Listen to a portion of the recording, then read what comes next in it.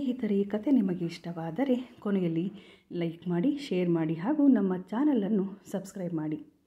ಇಡೀ ರಾತ್ರಿ ಹೊರಳಾಡಿದರೂ ಶಾರದಮ್ಮನವರಿಗೆ ನಿದ್ರೆ ಬರುತ್ತಿಲ್ಲ. ಬೆಂಗಳೂರೆಂಬ ಮಹಾನಗರಕ್ಕೆ ಅವರು ಬಂದು 6 ತಿಂಗಳಾಯಿತು. ಅವರಿಗೆ ಮಗನ ಮನೆಯಲ್ಲಿ ಹೊಂದಿಕೊಳ್ಳಲು ಇನ್ನೂ ಸಾಧ್ಯವಾಗಿರಲಿಲ್ಲ.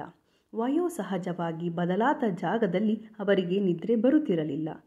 ಮಗ ಸೊಸೆ ಬೆಳಗ್ಗೆ 7 ಹೊರಟರೆ ಹಿಂದಿರುಗಿ ಬರುವುದು ರಾತ್ರಿ 10 ಗಂಟೆಗೆ. ಮೊಮ್ಮಗಳು ಬೆಳಗ್ಗೆ ಹೊರಟರೆ ಬರುವುದು ಸಂಜೆ 7ಕ್ಕೆ. ಎದೆ ಎತ್ತರ ಬೆಳೆದ ಮೊಮ್ಮಗಳು ಇಂಜಿನಿಯರಿಂಗ್ ಮುಗಿಸಿ ಖಾಸಗಿ ಕಂಪನಿಯಲ್ಲಿ ಈಗ ಕೆಲಸ ಮಾಡುತ್ತಿದ್ದಾಳೆ. ನನ್ನ ಮಗ ಸೊಸೆ ಕೂಡ ಒಂದು ಖಾಸಗಿ ಕಂಪನಿಯಲ್ಲಿ ಉನ್ನತ ಹುದ್ದೆಯಲ್ಲಿದ್ದಾರೆ. ಐಷಾರಾಮಿ ಮನೆ, ಆಳುಗಳು ಎಲ್ಲ ಇದೆ. ಆದರೆ ಒಂಟಿತನ. ಬೆಳಗ್ಗೆ ಎದ್ದಾಗ ಇವರ ಮುಖವನ್ನು ಒಮ್ಮೆ ನೋಡುವುದನ್ನು ಬಿಟ್ಟರೆ ಸಂಜೆ ಮೊಮ್ಮಗಳು ಬರುವವರೆಗೂ ಮಾತನಾಡಲು ಯಾರೂ ಇಲ್ಲ. ಈ ಅಪಾರ್ಟ್ಮೆಂಟ್ನ ಕೆಲಸದವರಿಗೆ ಕನ್ನಡವೂ ಬರುವುದಿಲ್ಲ. ಈ 6 ತಿಂಗಳಿನಿಂದ ಈ ಸೆರೆವಾಸ ಸಾಕಾಗಿತ್ತು. ಅವರೇನು ಬಯಸಿ ಬಂದದ್ದಲ್ಲ. ಶಿಕಾರಿಪುರದ ಹತ್ತಿರ ತೋಟದಲ್ಲಿ ಆರಾಮಾಗಿದ್ದರು. ಆದರೆ ಮಗ ಮಾತ್ರ ತಂದೆಯ ನಿಧನದ ನಂತರ ತಾಯಿ ಒಬ್ಬರೇ ಆಗುತ್ತಾರೆ, ನೋಡಿದವರು ಏನೆನ್ನುತ್ತಾರೆ ಎಂದು ಬಲವಂತದಿಂದ ಕರೆದುಕೊಂಡು ಬಂದಿದ್ದ. ಮಾತಿಲ್ಲ, ಕಥೆಯಿಲ್ಲ. ಹೊತ್ತು ಹೋಗುವುದಾದರೂ ಹೇಗೆ? ಅಡುಗೆಗೂ ಒಬ್ಬರು ಇದ್ದಾರೆ. ಶಾರದಮ್ಮ ಹೇಳಿದ್ದರು, ಆಕಳಿನ ಕೆಲಸ, ತೋಟದ ಕೆಲಸ ಮಾಡುತ್ತಿದ್ದ ನನಗೆ ಕೈ ಕಟ್ಟಿದ ಹಾಗೆ ಆಗಿದೆ. ನಾನೇ ಅಡುಗೆ ಮಾಡುತ್ತೇನೆ ಎಂದು. ಇವರು ಮಾಡುವ ಅಡುಗೆಗಳು ಸೊಸೆಗೆ ರುಚಿಸದು. ಆದರೆ ಮಗ ಮತ್ತು ಮೊಮ್ಮಗಳು ಹೊಗಳಿ ಊಟ ಮಾಡುತ್ತಿದ್ದರು. ಇದನ್ನು ಕಂಡ ಸೊಸೆಗೆ ತೀರಾ ಹೊಟ್ಟೆ ಕಿಚ್ಚು ಆಗುತ್ತಿತ್ತು. ನಾನೇನು ಹಳೆಯ ಕಾಲದ ಅತ್ತೆಯಲ್ಲ. ನನ್ನ ಸೊಸೆ ನಾನು ಹೇಳಿದ ಹಾಗೆ ಕೇಳಬೇಕು, ನನ್ನದೇ ನಡೆಯಬೇಕು ಎನ್ನುವವಳಲ್ಲ. 16 ವರ್ಷ ಲಕ್ವ ಹೊಡೆದು ಸ್ವಾಧೀನ ಕಳೆದುಕೊಂಡಿದ್ದ ಅತ್ತೆಯ ಸೇವೆ ಮಾಡಿದ್ದೇನೆ. ಅದಕ್ಕೂ ಮೊದಲು ಅತ್ತೆಯ ಅಧಿಕಾರದಲ್ಲಿ ಆಳಾಗಿ ಕೆಲಸ ಮಾಡಿದ್ದೇನೆ. ನನ್ನ ಮಗ ಹುಟ್ಟಿದ ದಿನ ನಾನು ನಿಶ್ಚಯಿಸಿದ್ದೆ, ಮುಂದೆ ನಾನು ಅತ್ತೆಯಾದಾಗ ನಾನೆಂದು ಹೀಗೆ ನಡೆದುಕೊಳ್ಳಬಾರದು. ಕಂಡವರ ಮನೆಯ ಹೆಣ್ಣು ಮಕ್ಕಳನ್ನು ಕಣ್ಣೀರು ಹಾಕಿಸಬಾರದು ಎಂದು. ಮಗನ ಮದುವೆಯಾಗಿ 25 ವರ್ಷವಾದರೂ ನಾನೆಂದು ಅವರಿಗೆ ತೊಡಕಾಗಿಲ್ಲ. ಹಬ್ಬಕ್ಕೆ ಊರಿಗೆ ಬಂದಾಗ ನನ್ನ ಸೊಸೆ ಏನೊಂದು ಕೆಲಸ ಮಾಡುತ್ತಿರಲಿಲ್ಲ. ತನಗೆ ಇಷ್ಟ ಬಂದಾಗ ಎದ್ದು ಬರುವಳು, ಮಾಡಿಟ್ಟಿದ್ದನ್ನು ತಿನ್ನುತ್ತಿದ್ದಳು. ನನಗೂ ಅವಳಿಗೂ ಬಾಂಧವ್ಯ ಬೆಳೆಯಲೇ ಇಲ್ಲ. ನಾನಾಗಿ ಮಾತನಾಡಿಸಲು ಹೋದರೆ ನನ್ನನ್ನು ತೀರಾ ನಿಕೃಷ್ಟವಾಗಿ ಮಾತನಾಡಿಸುತ್ತಿದ್ದಳು. ಅವಳ ಮಾತಿನಲ್ಲಿರುವ ವ್ಯಂಗ್ಯವನ್ನು ಅರಿಯದಿರುವ ದಡ್ಡಿ ನಾನಲ್ಲ. ಆದರೆ ವಯಸ್ಸಿಗೆ ಮೀರಿದ ವೈರಾಗ್ಯ ನನ್ನಲ್ಲಿತ್ತು. ನಾನು ಇದಕ್ಕೆಲ್ಲ ತಲೆ ಕೆಡಿಸಿಕೊಳ್ಳಲೇ ಇಲ್ಲ. ಮೊಮ್ಮಗಳು ಹುಟ್ಟಿದ ಮೇಲೆ ನನ್ನ ಸೊಸೆ ಶಾಲಾ ದಿನ, ಮಳೆ, ಹುಷಾರಿಲ್ಲ, ಆಫೀಸ್ನಲ್ಲಿ ಕೆಲಸ ಎಂದು ಎಷ್ಟೋ ಬಾರಿ ತಪ್ಪಿಸಿಕೊಳ್ಳುತ್ತಿದ್ದಳು. ನಾನು ಬೇಸರವೇ ಪಟ್ಟುಕೊಳ್ಳುತ್ತಿರಲಿಲ್ಲ. ಆಳು ಮಕ್ಕಳೇ ಜೊತೆಯಲ್ಲಿ ಇದ್ದಾರಲ್ಲ, ತೋಟದಲ್ಲಿ ದುಡಿಯುವ ಆಳು ಮಕ್ಕಳನ್ನೇ ನನ್ನ ಮಕ್ಕಳು ಎಂದುಕೊಳ್ಳುತ್ತಿದ್ದೆ. ವಯಸ್ಸಿಗನುಗುಣವಾಗಿ ಕೆಲವರಿಗೆ ಅಜ್ಜಿಯಾದರೆ ಕೆಲವರಿಗೆ ಅವ್ವ ಆಗಿದ್ದೆ, ಕೆಲವರಿಗೆ ಅಕ್ಕಳಾಗಿದ್ದೆ. ಅದು ನನಗೆ ಖುಷಿ ಕೊಡುತ್ತಿತ್ತು. ನಮ್ಮ ಯಜಮಾನರು ದೇವರಂಥ ಮನುಷ್ಯ. ಅವರು ಕೂಡ ಮಗ ಸೊಸೆಯ ಬಗ್ಗೆ ತೀರಾ ಅಂಧ ಪ್ರೀತಿಯನ್ನು ಹೊಂದಿರಲಿಲ್ಲ. ಆದರೆ ಇತ್ತೀಚಿನ ದಿನಗಳಲ್ಲಿ ನನಗೆ ನನ್ನ ಊರು ಕರೆಯುತ್ತಿತ್ತು. ಏಕೆಂದರೆ ಮಗ ಸೊಸೆ ಒಂದು ಪ್ರಸ್ತಾಪವಿಟ್ಟರು. ಹಳ್ಳಿಯಲ್ಲಿರುವ ನಮ್ಮ 10 ಎಕರೆ ಅಡಿಕೆ ತೋಟದಲ್ಲಿ ರೆಸಾರ್ಟ್ ಮಾಡುವುದು ಎಂದು. ಹೊಳೆಯ ದಂಡೆಯಲ್ಲಿರುವ ನಮ್ಮ ತೋಟ ಸಮೃದ್ಧವಾಗಿತ್ತು. ನಾವು ಹಲಸು, ಅಡಿಕೆ, ಇನ್ನೂ ಹಲವಾರು ಹಣ್ಣಿನ ಗಿಡಗಳ ಜೊತೆಗೆ ಮೆಣಸು, ಏಲಕ್ಕಿ ಹಾಕಿದ್ದೆವು. ಹೀಗೆ 30 ವರ್ಷಗಳ ಕೆಳಗೆ ನಾನು ನನ್ನ ಗಂಡ ಮಕ್ಕಳಂತೆ ನೆಟ್ಟು ಬೆಳೆಸಿದ ಗಿಡಗಳು. ಅವರ ಯೋಜನೆಯ ಪ್ರಕಾರ 2 ಎಕರೆ ಜಾಗದಲ್ಲಿರುವ ಮರವನ್ನು ಸಂಪೂರ್ಣವಾಗಿ ಕಡಿದು ರೆಸಾರ್ಟ್ ಮಾಡಿ ಉಳಿದಿದ್ದರಲ್ಲಿ ಏನೇನೋ ಆಟಗಳು, ಹೀಗೆ ಏನೇನೋ ಮಾಡುವ ಯೋಜನೆಯಲ್ಲಿದ್ದರು.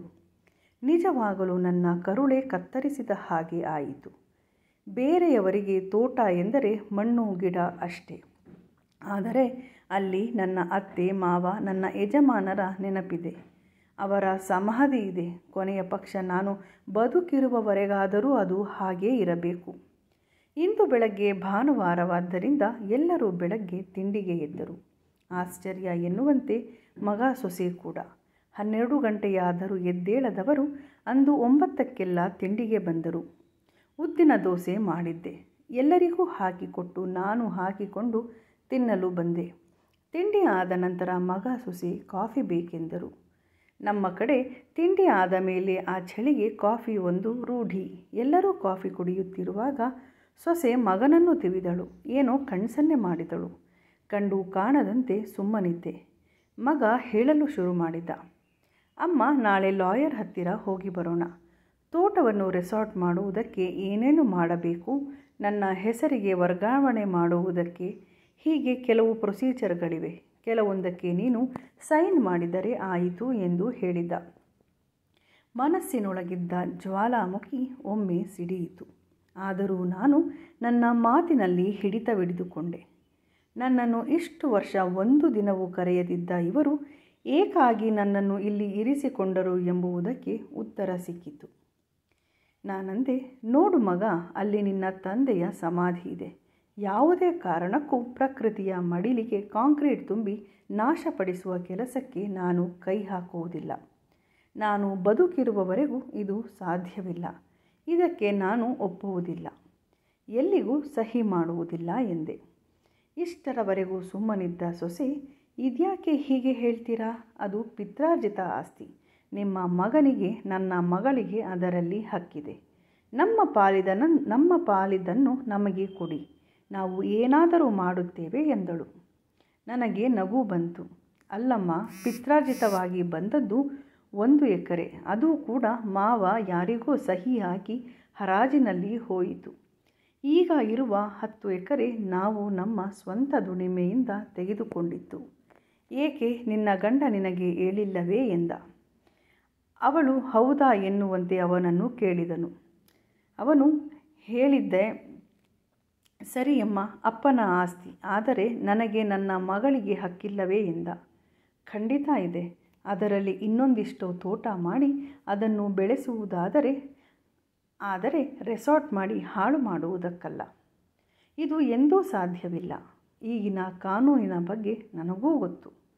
ಅಪ್ಪ ಅಮ್ಮನನ್ನು ನೋಡಿಕೊಳ್ಳದಿದ್ದರೆ ಅವರ ಆಸ್ತಿಯಲ್ಲಿ ಮಕ್ಕಳಿಗೆ ಹಕ್ಕಿರುವುದಿಲ್ಲ. ನಿನ್ನ ಲಾಯರ್ನನ್ನು ಫೋನ್ ಮಾಡಿ ಕೇಳಬೇಕಾದರೆ ಎಂದು ಹೇಳಿದೆ. ನಂತರ ನನಗೆ ಇನ್ನೇನು ಮಾತನಾಡಲು ಇಲ್ಲ ಎಂದು ನನ್ನ ಕೋಣೆ ಸೇರಿಕೊಂಡೆ. ಮಗ ಸೊಸೆ ಕೂಡ ಅವರ ಕೋಣೆ ಸೇರಿಕೊಂಡರು. ಅವರ ರೂಮಿನಿಂದ ಏನೇನೋ ಗಲಾಟೆ ಗದ್ದಲದ ಶಬ್ದ ಕೇಳುತ್ತಿತ್ತು. ನಂತರ ನನ್ನನ್ನು ಊಟ ಮಾಡಿದೆಯಾ, ತಿಂಡಿ ತಿನ್ನಿ ಎಂದು ಒಬ್ಬರು ಮಾತನಾಡಿಸುತ್ತಿರಲಿಲ್ಲ. ನನ್ನ ಮಗನದೇ ಮನೆಯಲ್ಲಿ ನಾನು ಪರಕೀಯಳಾಗಿದ್ದೆ, ಬೇಡವಾಗಿದ್ದೆ. ಹಿಂದೆ ಒಮ್ಮೆ ದೇವಸ್ಥಾನದಿಂದ ಬರುತ್ತಿರುವಾಗ ಬೇಸ್ಮೆಂಟ್ನಲ್ಲಿ ಇರುವ ಒಂದು ಮನೆಯಲ್ಲಿ ಕನ್ನಡ ಮಾತನಾಡುವವರು ಒಬ್ಬರಿದ್ದರು. ಸರಿ ಎಂದು ಧೈರ್ಯ ಮಾಡಿ ಹೋಗಿ ಅವರ ಮನೆ ಕದ ತಟ್ಟಿದೆ. ಅವರಿಗೆ ನನ್ನ ಪರಿಚಯವನ್ನು ಹೇಳಿದೆ. ಶಿವಮೊಗ್ಗದವರಾದ ಅವರು ಖುಷಿಯಿಂದ ಮಾತನಾಡಿಸಿದರು. ಕೊನೆಗೆ ತಾವು ತುರ್ತಾಗಿ ಶಿವಮೊಗ್ಗಕ್ಕೆ ಹೋಗಬೇಕಾಗಿ ಮಗ ಸೊಸೆ ಮೀಟಿಂಗ್ನಲ್ಲಿ ಬ್ಯುಸಿ ಇರುವುದರಿಂದ ಅವರನ್ನು ಸಂಪರ್ಕಿಸುವುದಕ್ಕೆ ಸಾಧ್ಯವಾಗುತ್ತಿಲ್ಲ. ನನಗೆ ಏನಾದರೂ ಸಹಾಯ ಮಾಡುತ್ತೀರಾ ಎಂದು ಕೇಳಿದೆ. ಅವರು ಮೆಜೆಸ್ಟಿಕ್ವರೆಗೂ ನಿಮಗೆ ಟ್ಯಾಕ್ಸಿ ಮಾಡಿಕೊಡುತ್ತೇವೆ, ಅಲ್ಲಿಂದ ನಿಮಗೆ ಹೋಗಲು ಗೊತ್ತಾಗುತ್ತದಾ ಅಮ್ಮ ಎಂದು ನನ್ನನ್ನು ಕೇಳಿದರು. ಬೆಂಗಳೂರಿಗೆ ಕೆಲವಾರು ಬಾರಿ ಬಂದಿದ್ದರಿಂದ ಹೂನಪ್ಪ ಆಗುತ್ತೆ, ಅಲ್ಲಿಯವರೆಗೂ ತಲುಪಿದರೆ ಸಾಕು ಎಂದು ಹೇಳಿದೆ. 10 ನಿಮಿಷದಲ್ಲಿ ಟ್ಯಾಕ್ಸಿ ಬರುತ್ತದೆ ಎಂದು ಹೇಳಿದ್ದ. ಬೇಗ ಮಗನ ಮನೆಗೆ ಬಂದು ನನ್ನ ಬಟ್ಟೆ ಬರೆಗಳೆಲ್ಲವನ್ನು ತುಂಬಿಸಿಕೊಂಡು ಮಗನಿಗೆ ಒಂದು ಪತ್ರ ಬರೆದೆ. ಪ್ರೀತಿಯ ಮಗ, ಆಸ್ತಿ ವಿಷಯವಾಗಿ ನನಗೂ ನಿನಗೂ ಹೊಂದಾಣಿಕೆ ಆಗದಿಲ್ಲದಿದ್ದರೂ ಹೆತ್ತ ಮಗ ಎಂಬ ಮಮಕಾರ ಯಾವಾಗಲೂ ಇದೆ. ಮಗನಾಗಿ ತಾಯಿಯ ಪ್ರೀತಿ ಅಗತ್ಯವಿದ್ದಾಗ ಮನೆಗೆ ಬರಬಹುದು. ಆದರೆ ತೋಟ ಬೇಕೆಂದು ಎಂದೂ ಬರಬೇಡ. ನಾನು ಊರಿಗೆ ಹೊರಡುತ್ತಿದ್ದೇನೆ. ನಿಮಗೆಲ್ಲ ಒಳ್ಳೆಯದಾಗಲಿ ಎಂದು ಬರೆದಿಟ್ಟು ಮನೆಗೆ ಬೀಗ ಹಾಕಿ ಕೆಳಗಿನ ಮನೆಯವರಿಗೇ ಕೀ ಕೊಟ್ಟು ಸಂಜೆ ಮಗ ಬಂದಾಗ ಕೊಟ್ಟು ಬಿಡಿ ಎಂದು ಹೊರಟೆ. ಕ್ಯಾಬ್ನವನು ತುಂಬ ಒಳ್ಳೆಯವನು. ಮೆಜೆಸ್ಟಿಕ್ನಲ್ಲಿ ನಮ್ಮ ಊರಿಗೆ ಬಸ್ ಹೋಗುವ ಕಡೆ ನಿಲ್ಲಿಸಿ ಬ್ಯಾಗನ್ನೂ ಕೂಡ ಇಟ್ಟುಕೊಟ್ಟ. ನಂತರ ನನ್ನ ಊರಿಗೆ ನಾನು ಬಂದೆ. ಆಕಳನ್ನು ಮಾರಿರಲಿಲ್ಲ. ನಮ್ಮ ಆಳು ಮಕ್ಕಳ ಕೈಗೆ ಒಪ್ಪಿಸಿ ಹೋಗಿದ್ದೆ. ಮೊದಲು ಹೋಗಿ ಕೈಕಾಲು ಮುಖ ತೊಳೆದು ದೇವರಿಗೆ ದೀಪ ಹಚ್ಚಿ ಗೌರಿಯನ್ನು ನೋಡಲು ಹೋದೆ. ಇಷ್ಟು ದಿನ ಒಡಲಾಳದಲ್ಲಿದ್ದ ನೋವು ಅವಳನ್ನು ನೋಡಿದಾಗ ಹೊರಗೆ ಬಂದಿತು. ಅವಳ ಕೊರಳನ್ನು ತಬ್ಬಿ ಮನಸ್ಸು ಬಿಚ್ಚಿ ಗಟ್ಟಿಯಾಗಿ ಅಳಲು ಪ್ರಾರಂಭಿಸಿದೆ. ಒಡತಿಯ ಈ ಆಳು ಮಕ್ಕಳಿಗೆ ಭಯ ಹುಟ್ಟಿಸಿತು. ನಾನು ಸಮಾಧಾನ ಆಗುವವರೆಗೂ ಕಾದು, ಯಾಕೆ ಅವ್ವ ಅಳ್ತಾ ಇದ್ದೀರಾ ಎಂದು ತನ್ನ ಕಣ್ಣಲ್ಲೂ ನೀರಾಕುತ್ತಾ ನೀಲು ಬಂದಳು. ಅವಳನ್ನು ತಬ್ಬಿ ಅತ್ತೆ. ಅವಳ ಮಗಳು ನನಗೊಂದು ಚೇರ್ ತಂದುಕೊಟ್ಟಳು. ಕೊಟ್ಟಿಗೆಯಲ್ಲಿ ಚೇರ್ ಹಾಕಿ ಕುಳಿತು ಹೇಳಿದೆ, ನನ್ನ ಮತ್ತು ಮಗನ ಋಣ ತೀರಿತು. ನಾನು ಅನಾಥೆ, ಅವನ್ನೆಲ್ಲ ಬಿಟ್ಟು ಬಂದಿದ್ದೇನೆ ಎಂದು. ಏನೋ ಜಗಳವಾಗಿರುವುದರ ಬಗ್ಗೆ ಅನುಮಾನಗೊಂಡರೂ ಅವರು ಕೆದಕಿ ಕೇಳಲಿಲ್ಲ. ನೀಲು ಹೇಳಿದಳು, ಹೆತ್ತರೆ ಮಾತೆ ಮಕ್ಕಳ, ನಾವು ನಿಮ್ಮ ಮಕ್ಕಳಲ್ಲವೇ, ಗೌರಿ ನಿನ್ನ ಮಗಳಲ್ಲವೇ ಎಂದು ಅವಳಾಡಿದ ಮಾತಿಗೆ ನನ್ನ ಮನಸ್ಸಿಗೆ ಎಷ್ಟು ನೆಮ್ಮದಿಯಾಯಿತು. ನೀನು ಮತ್ತು ಮಗಳು ಬಂದು ಮನೆ ಕ್ಲೀನ್ ಮಾಡಿ, ಗೌರಿಯನ್ನು ನನ್ನ ಮನೆಯ ಕೊಟ್ಟಿಗೆಗೆ ಕಟ್ಟು ಎಂದು ಹೇಳಿದೆ. ನೀಲು ಗೌರಿಯನ್ನು ನಮ್ಮ ಮನೆಯ ಕೊಟ್ಟಿಗೆಗೆ ಕಟ್ಟಿದಳು. ಗೌರಿ ಈಗ ತುಂಬು ಬಸಿರಿ, ಈಗಲೋ ಆಗಲೋ ಅನ್ನುವುದರಲ್ಲಿ ಇದ್ದಳು. ಅವಳ ಜನನಾಂಗದಿಂದ ಆಗಲೇ ಮಾಸ ಹೊರಗೆ ಬಂದಿತ್ತು. ಅಂದು ರಾತ್ರಿ ಪೌರ್ಣಮಿಯ ದಿನ ಮುದ್ದಾದ ಹೆಣ್ಣು ಕರುವಿಗೆ ಗೌರಿ ಜನ್ಮ ಕೊಟ್ಟಳು. ನಾವೆಲ್ಲರೂ ಅವಳಿಗೆ ಗಂಗಾ ಎಂದು ಹೆಸರಿಟ್ಟು ಸಂಭ್ರಮಿಸಿದೆವು. ಇತ್ತ ಕಡೆ ಮಗ ಹಲವಾರು ಬಾರಿ ಫೋನ್ ಮಾಡಿದ್ದ.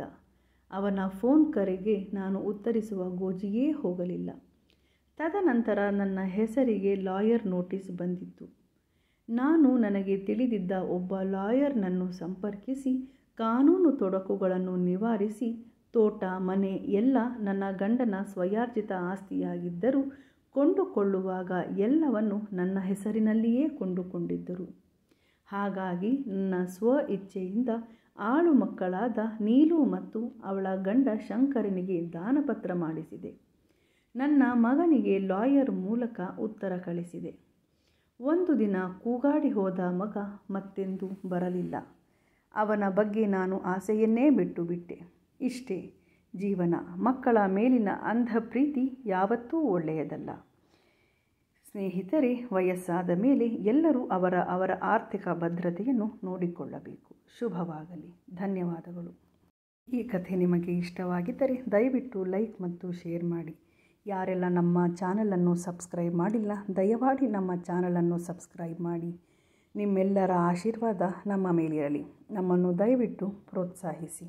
ಎಲ್ಲರಿಗೂ ಶುಭವಾಗಲಿ.